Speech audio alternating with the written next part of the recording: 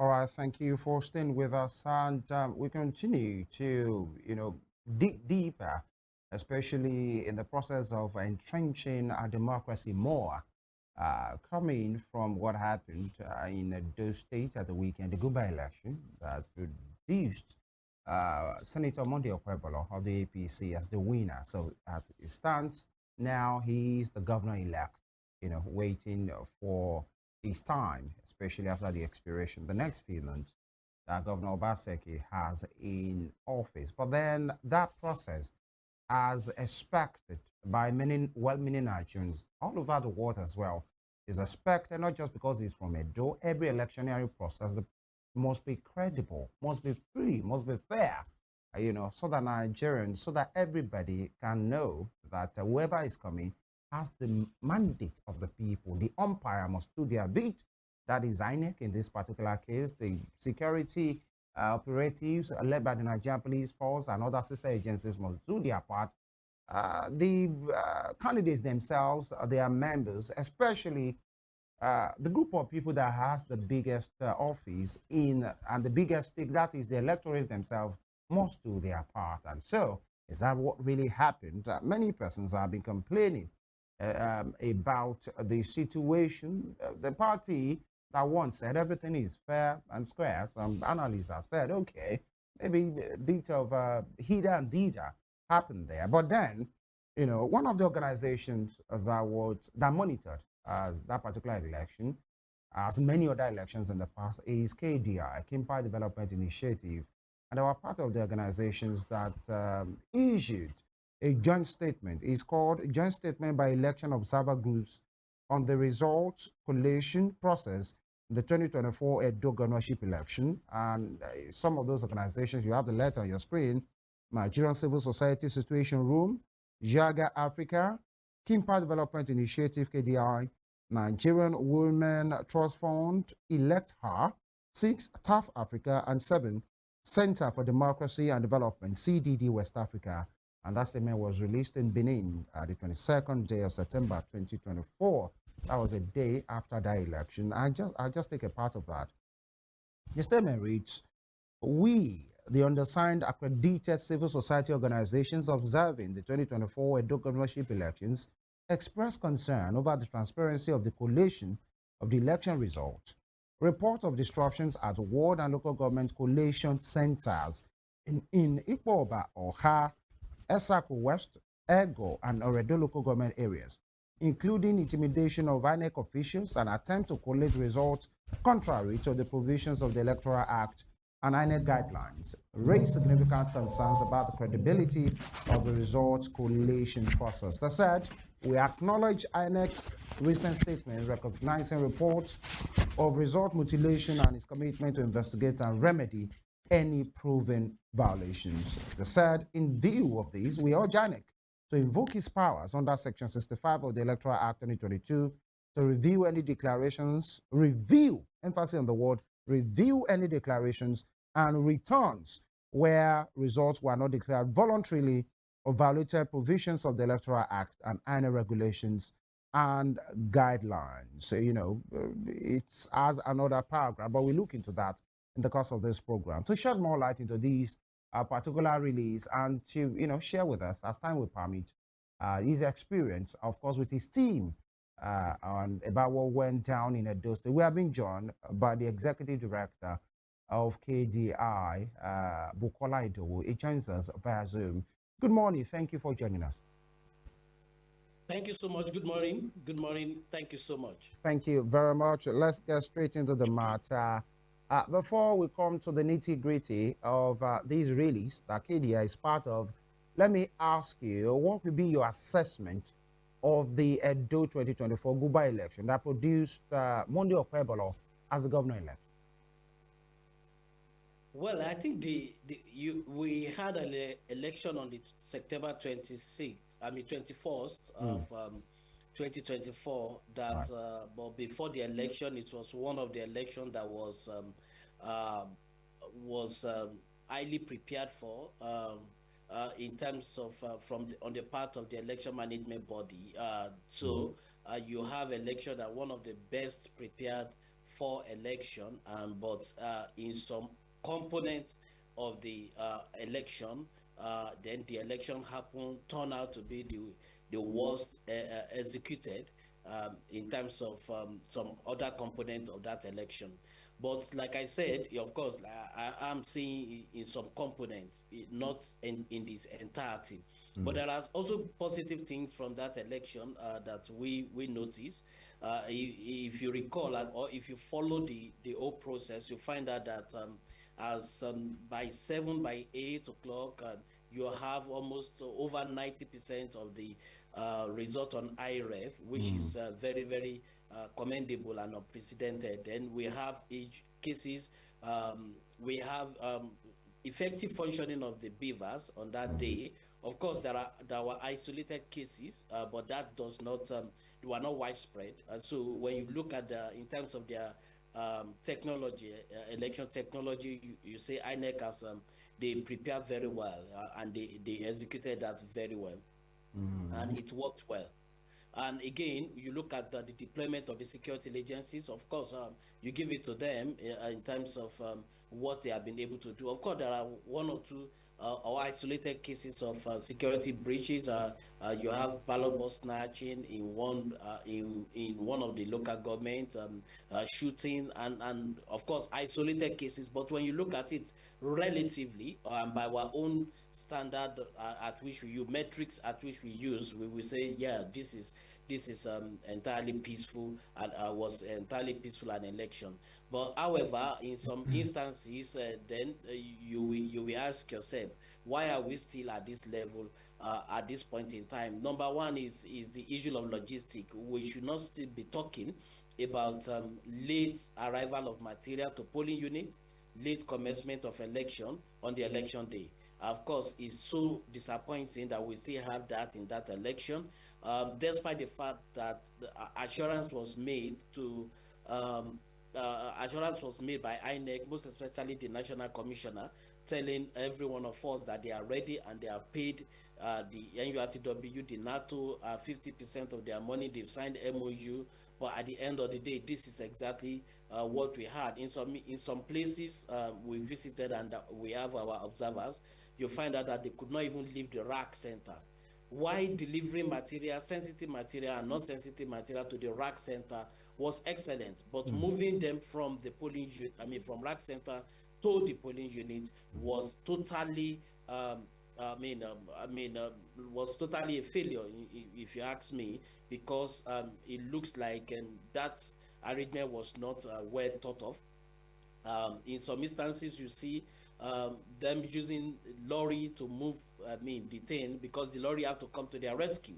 And when I say lorry, I'm talking about tipper in some instances. So just have to come to their rescue to move the materials to where they are. Military have to come to their rescue in some instances to move the materials to the polling unit. So you have, a bit widespread of late commencement in that election. But of course, there are various reasons. In some instances, the NURTW are waiting for money. In some instances, they were waiting for transport. In some instances, they were waiting for security agencies to escort the materials to the polling unit. But if you ask me, this is not what we expect. In fact, some people also said it could be a deliberate attempt, to also delay the vote in some polling units. But what our assessment is late commencement of that election. Right. And again, lastly on this aspect of just providing a summary, is the worst execution of result management around that election, where you find out that the collation couldn't take place in some wards, in some local governments as prescribed by the Electoral Act. Some of those locations some of those result collation were moved to the state headquarters to be collated. And again, by our analysis, and we find out that the results declared was not consistent with what was on IREF. We thought we are the only one, but our sister organization, of course, Yaga Africa, also released their statement, and then we find that our findings were the same. The result declared in Ego, the result declared in Ipoba Oka, Oredo, and Ovia Southwest, and then in some places in Esako were not consistent with what was on IREF. So you find out that when you look at that, it's not really what we should be celebrating at this time. It Right. shows that we have not learned lessons and moving forward. All right. And, before we move on, thank you for that context, by the way. But then you said something in your introduction that it's one of the most prepared for. I'm talking about the election. In fact, maybe they were really ready, talking about the umpire and everybody's critical stakeholders, very prepared. And in other guys, you said, is the worst executed. Why the disconnection? In some component, and I mentioned that for instance, when you look at the IREM, you look at the election technology, you look at the deployment of 18,000 ad hoc staff, you look at the deployment of 35,000 security agency, good, but you find a total disconnect with logistics and result management. Is totally shameful, you know. And we need to call a spade and not agricultural equipment. So because you keep asking yourself, why are we at this particular point in time? You know, why are we doing this to ourselves? Why are we here? Why is it that we keep having democratic recession every time, you know? And why is it that the election we cannot just get it right around the election? So it looks like the moment we are solving one problem, we get into another. And I give you a practical example. In 2019 election, there were agitation that look, the smart card reader need to be used. In some instances, it was not used. The Supreme Court came and said, look, smart card reader is not known to law. It's just like INEC initiative. And then civil society started making, advocacy and a whole lot of things to make sure that the technology, smart card reader, made it to the electoral law. And then it made it to technology, made it to the electoral law, and INEC moved to beavers as like a game changer. And then we are so happy. So that aspect was solved. You know, that aspect of of that technology was solved. Then it came into the electoral act. In 2023, we saw cases where beavers was not work. It did not work. And then we saw that result could not even be uploaded on IREF. Another problem. And these were things that work in Ekiti 2022, work in Edo 2022, work in Anambra, work in Ekiti 2022, work in Osun 2022. Then 2023, something just happened, it did not work. Then we move into Bayelsa, Kogi, and Imo. Then we saw it worked again. Of course, and then we started dealing with the issue of pre-feed result sheet that characterized the election in Kogi and in some parts of the places in Imo, same handwriting. Then we find out that what exactly, we thought we have gone past this level. Now, we've moved to Edo election now. Highly prepared for. Since February, we've been preparing. INEC has been giving step by step what they have done. Civil society organization have been monitoring, and then we find out that these things are prepared. Then on the election day, we still now begin to have issues around logistics.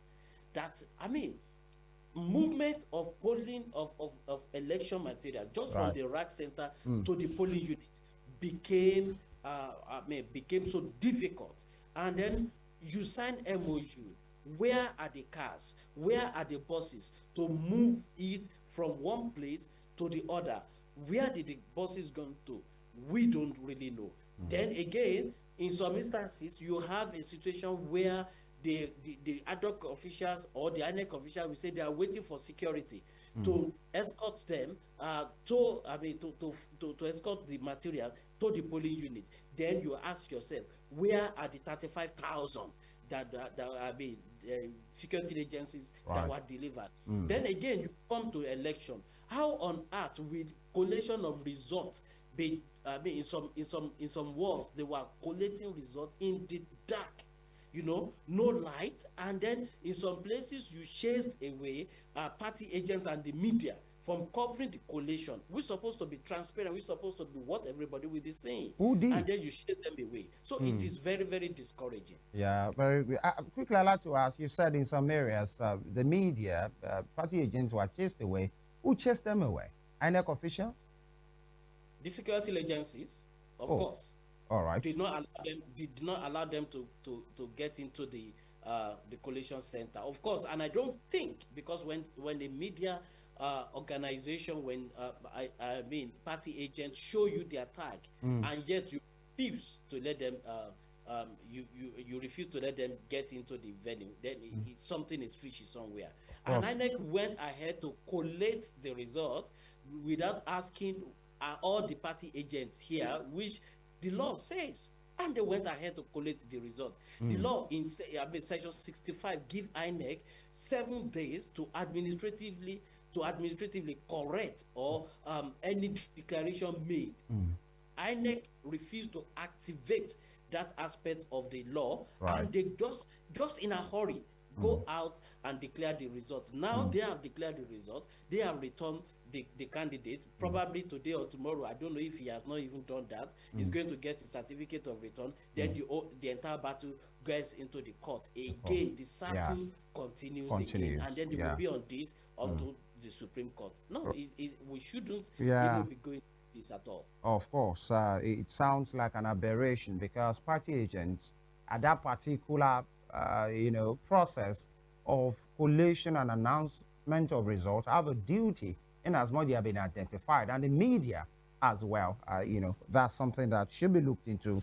And let's look at the trend of voter turnout at this election. Your organization, KDI, released, a graphical depiction of what the trajectory has been. Talking about voter turnout, 2012, 39.1%, of people that collected their voter cards. In 2016, 32%.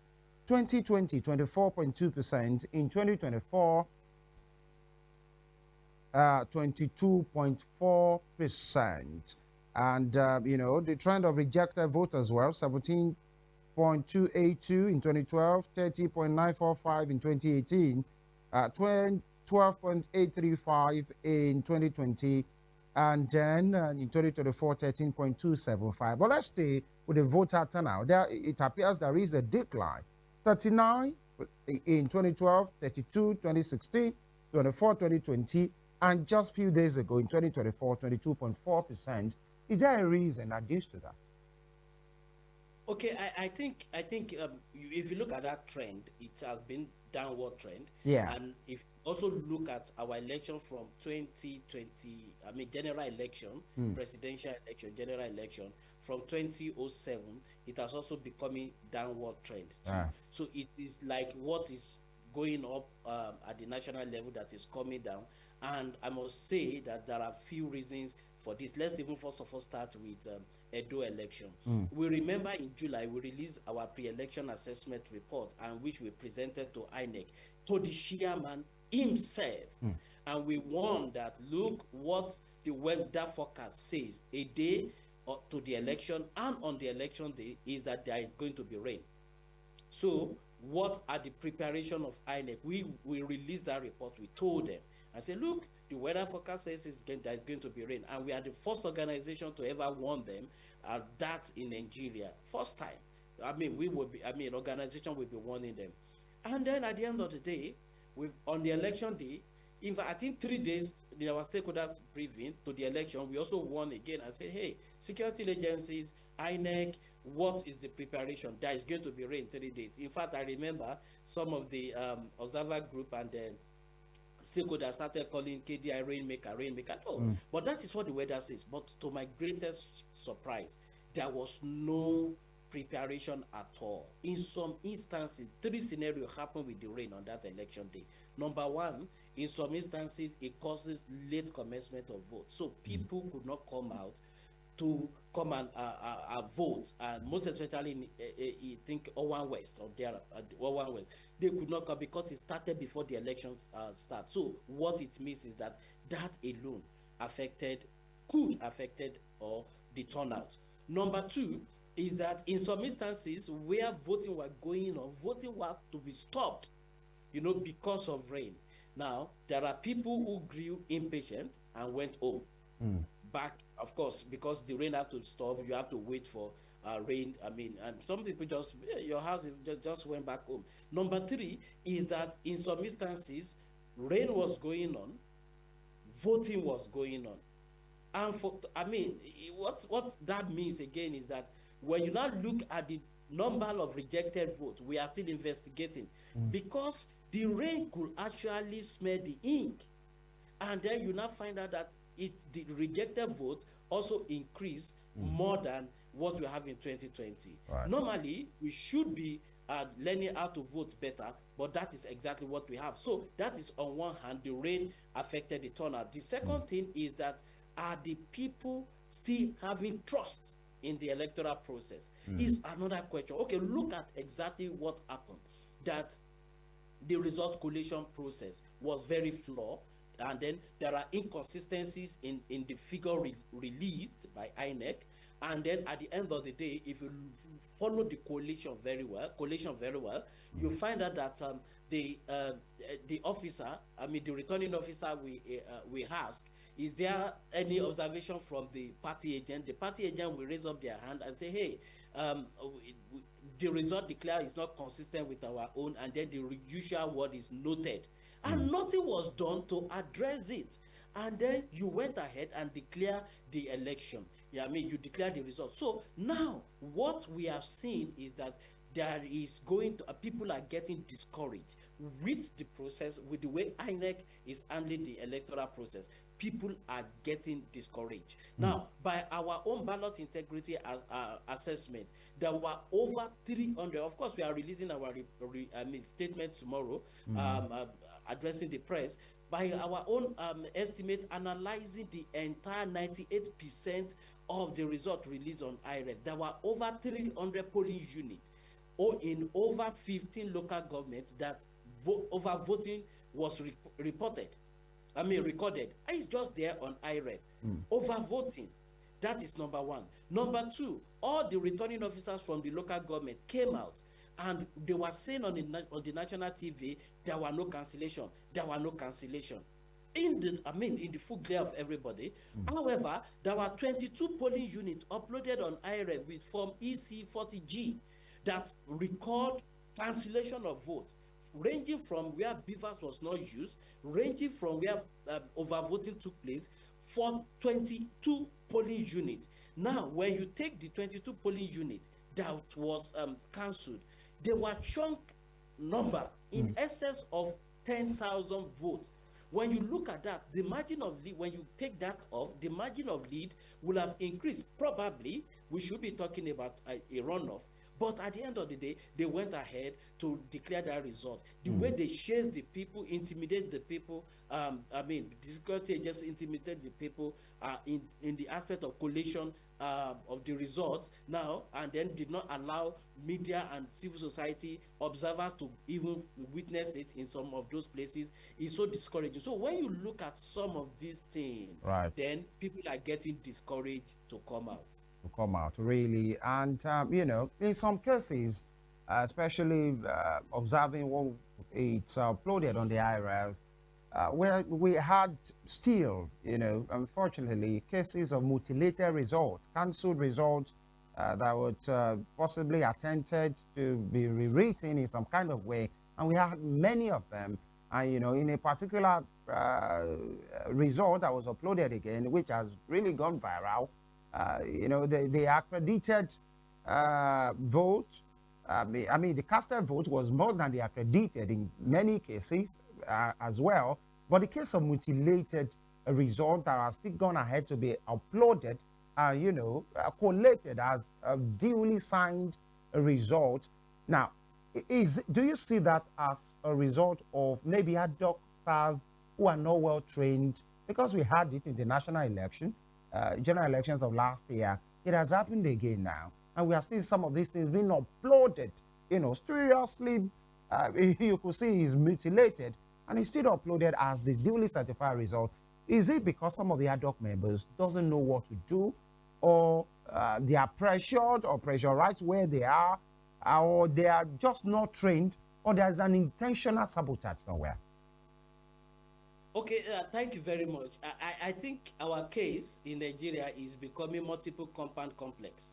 You know, getting, you see, it is not so. And I'm going to hint this on three major institutions. Number one, that mutilation you've seen, that arithmetic error you've seen, that overvoting we have seen, where number of vote cast was more than the accredited voter.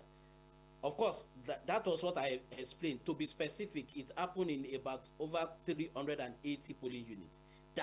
You only saw one. We saw over 380. What the law says is cancellation entirely. That is overvoting. But all of them still went ahead to be uploaded and collated. Now, so let's talk. That one you have seen is a reflection of our educational system. We have seen loads of arithmetic error, simple addition by ad hoc staff proven to be difficult. I remember we had this same issue in Kogi, Imo, and Bayelsa. And one of the excuses some of them were giving us was, these people are working under pressure. But it's a reflection of our educational system. Are these not the people that are always on strike? Are these not the people that can bribe themselves out to write their project? So when I say our case is multiple compound complex, I know what I'm talking about, because our educational system, the quality is depleting too. That is number one. Number two is the quality of training INEC is offering these people. My brother, if you have witnessed INEC training ad hoc staff, you will shake your head in disappointment. In some instances, like about 2 to 1 beavers. And I can tell you, it is on election day, some of them get to press the beavers for the first time. They just train them. They jam pack them and give them a crash course training. So the quality of the training they are getting is also questionable. And then the third one is the political interference in the process. Number one, educational. Number two, INEC training. Number three is the political interference in the whole stuff. You will be shocked that most of those things we saw were deliberate in order to rig. And it is difficult to rig a political party to rig without the connivance of INEC. Entirely difficult. So when I say INEC, the INEC staff. So what it means is that we got it wrong in those three areas. Right. So because you cannot pick them in isolation, and this is the result we are seeing today. All right, and before Evelyn comes in now, you in that letter that you released, when I mean you, some observers, like 8 of you thereabout, you're calling for a review, of that collation, and many persons will say maybe it's gone. What review are you talking about? Everybody should have their day in court, and that particular phrase has been made popular now. Go to court, go to court. And many persons will still say, which court are you talking about? Can't we get it right?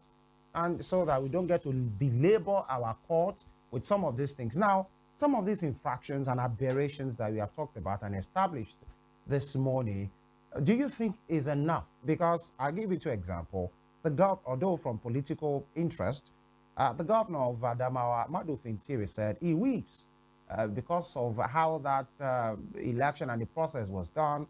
Aswe Gojalo said maybe this is one of the worst elections conducted in the history of our nation. Many persons have been expressing their opinion as well, especially from the divide that lost. The guys that won have said this is credible, this is free. It's just the will of the people and, of course, political calculation of the politicians. Now, I'm asking you as an observer of repute, do you think some of these aberrations and infractions that we have seen and we are still seeing is enough to say the election that went down was a failure? I think it is not enough to say it's a failure, because most times it's good to compartmentalize the election. Right. Election security, election administration, Mm. result management, logistics, and the rest. So, but of course, when you look at two major areas, you may not use that to rubbish the entire election. And when I talk about the logistics and the results management, but there are other components. Election is a process. There are other components that went on smoothly, and which we should give them. And that is why civil society came out strongly on what we saw. We have released our report. We had two joint statements.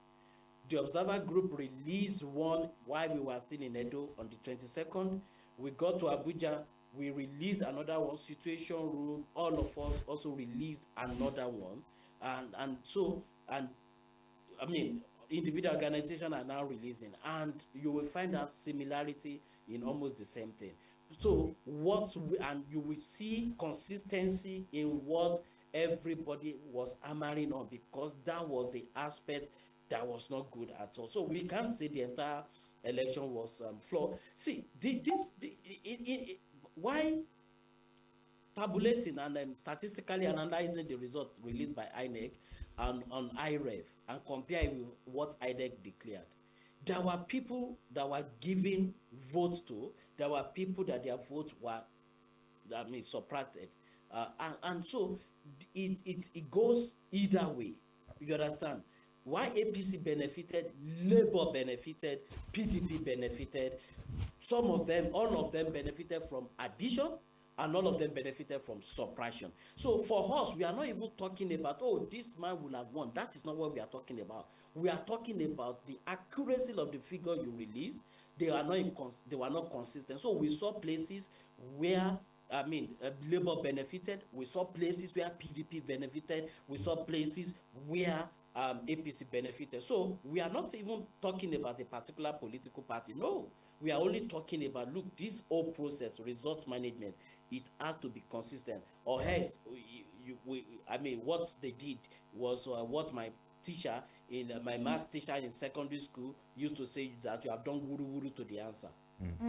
It's not you just mentioned that, while you were doing your observatory work, you witnessed where the three political parties benefited from whatever it is that went down on Saturday. But then one would say the aim of democracy is for the people to benefit. The people should be the largely the beneficiaries of democracy and election. So I would like to ask you, where exactly did the people benefit in all of this? Yeah, the people are not benefiting. Unfortunately, the people are not benefiting from our Nigerian democracy the way it is, most especially the electoral democracy. Let's just first of all stay with the election, and then let's analyze it. The principle of election is, or electoral democracy, is the principle that gives power to the people to be able to choose who represents them, and it can either be in two ways. It's either through a majority vote or through a representative vote, or what we call first past the post. In Nigeria, we do first past the post. We don't do representative. In the UK, you find out that it's representative. They elect this MP and then go there and then they form the government. In Nigeria, we don't do that. We just do first past the post. The first person that have the majority of the lawful vote cast. So, but that vote has to come from the people. Yeah. But what we have seen in Nigeria is that most of the votes that take people to the position they are today are not from the people. Now, if those ones that are from the people, I can tell you, sit down and analyze it, over 60% of them were procured through what we call vote buying. That was also rampant in Edo election. Now, vote buying. So that one is there. Then the other aspect is that those people that get into the position with the connivance or with the declaration of the judiciary. Don't forget, the judiciary, just like about we don't even use jury system. It's just a panel.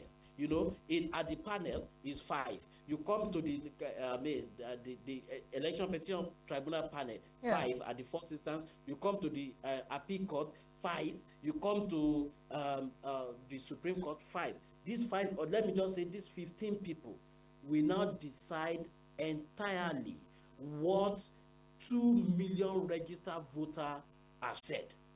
And at the end of the day, they can come out and give, like in the Imo case, give it to number 4.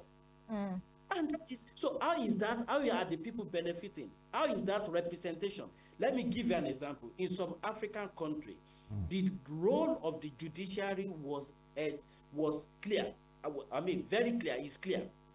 One, is either when you come during electoral justice process, if you come and the judiciary are able to see that, look, there are infraction here, it's either they order a recount or go and conduct the votes, the election again.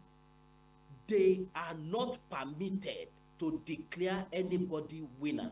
They are not permitted to declare results. Okay. But what do you have in Nigeria? We took our own a step further. We will see a situation where judges will sit down and be doing the addition themselves. Like in the case of Imo, they will be doing the addition themselves. Or you will now see where, after people have voted, 1 year later or 6 months later, the court will now tell us who won that election. So this is no longer the representation of the people. Because okay, look at Edo, look at the winner. Just imagine the winner won with about over 200, maybe 200, over 250 votes. 250 person came out. Then the other person, the second first runner up, had over 200, maybe like that. The total vote count was around about 560. So at the end of the day, I can tell you 5 people will still determine the direction of that election. So what 560,000 people have done is a waste. Okay, let's talk about the bustling market on Saturday. You made mention of vote buying earlier while you were speaking. What was that market like? The trading of money for votes? You know, there were buyers, there were sellers, and according to various observation groups that monitored that election, they said that we had more of vote buying than, you know, violence in Edo State, which a lot of people actually said is a plus for the state, because for the very first time, there were less violence, but more of vote buying. I'd like you to speak on that very quickly. Yes, I agree that I mean, we had lesser violence, and for someone like KDI, we have been happy because we had a lot of engagement before that election, the town hall, the security summit, bringing security agency together. We had technical. We did our mapping. We had technical session with the security agency. We capped them in at Lagos, and then we had a retreat with them, just security agencies, and then so seeing their election turning out peacefully, we are very happy. Okay. However, then the whole team moved to vote buying. Yeah. Of course, some people believe that, oh, it's better to do vote buying than to kill people. But I mean, why that school of thought may be right, but we also feel like vote buying is a potential for violence. You know, when you outpay your opponent in a particular polling unit, we have seen cases where it turned violent and then it became another issue. Yeah. But one of the things we have won initially is that there is going to be widespread of vote buying, not because it's the norm. It's just because, number one, Nigeria is dealing with terrible inflation at the moment. The subsidy removal, the end bad governance, hunger strike just happened. Edo State was one of the states that participated. So we already know that 1,000 naira, 2,000 naira means a lot to people. And the politicians are going to capitalize on that in that election. So they did. So we have instances where 2,000 was given, and then we have instances where 10,000 were given, 7,000 on the average was given in some places. And then politicians voted to pay more than their opponent in the places where they think the opponent is having free hand. Yeah. So what I'm trying to say is that if this is the strong goal of Party A, and Party A is just say, oh, this is my strong goal, my people will vote for me anyhow, and then you budget 2,000 naira to make to just compensate them. Yeah. Then you find out that the opposition party came into that particular place and started sharing 7,000 naira. You know, so the money really exchanged, and I can tell you the market boomed very well. All right. The market, I love your last statement. The market boomed. We really sincerely hoped that that would have been the Nigerian economic market. But away from that, EFCC arrested a couple of people, for vote buying. How come the observation groups, groups that monitored the elections, saw what happened on Saturday, the trading of money for votes, but the Economic and Financial Crimes Commission operatives failed to see all that? Yes, I think they made couple of arrests. One of the things you need to understand about EFCC, why we engage with them, is that EFCC don't even have the strength at which the police, that the police have. That is number one. The entire EFCC staff is not, they are not up to what the police deployed to Edo election. So they Okay. have limited men on ground, that is number one. ICPC also have limited men on ground. I don't even think ICPC staff are up to 10,000, or EFCC staff are up to 15,000. I mean, so these are the issues. Then again, now I think they were only able to arrest people that were doing it with impunity. They were only able to arrest people that were doing it openly, because we also noticed in our observation, we also noticed that it was done in two ways: systemic and then openly. Openly is when you do it and then you are giving the people. Those people, some of them were picked up by EFCC, but those one that were systemic, this was the one that you get tally.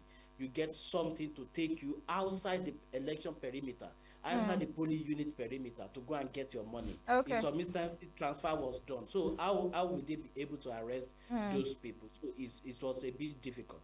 All right, we have to run, Mr. Bukola Idowu, but before then, my own last question is on the issue of inclusivity, which was included in your statement, released by the different civil society organizations that monitor the election. You said here in this particular document, according to reports of TAF Africa, deployment of assertive tools such as Braille ballot guides for persons with visual impairment, magnifying glasses for persons with albinism, and Form EC40H PWD information booklet were absent in many voting locations where they were needed, including Agbado polling unit 21 and 25, and also some other local governments. Now, we had a high case of rejected votes put at 13.275 votes. Do you think this contributed to why we had a huge number of rejected votes in this particular election? How do you think the government can